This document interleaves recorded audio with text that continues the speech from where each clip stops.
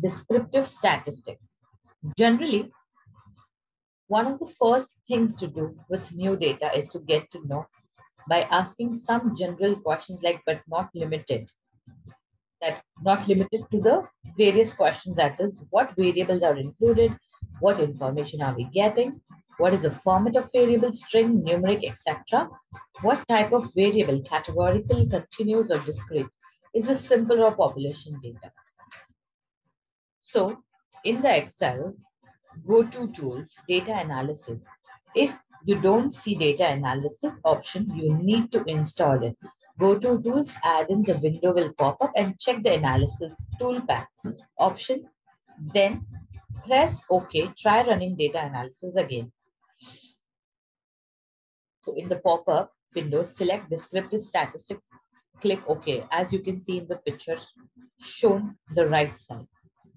In the pop-up window, select descriptive statistics and click OK. Another window will pop up. Let's check how to input the range. This is to select data you want to analyze. Once you click the input range, you need to select the cells you want to analyze. Since we include the labels in the first row, make sure to check that option for the output option, which is the place where Excel will enter the results. Select OI, or you can select a new worksheet or even new workbook. Then check summary statistics and then press OK. You will get the different data in the row. That could be age, average, height, etc.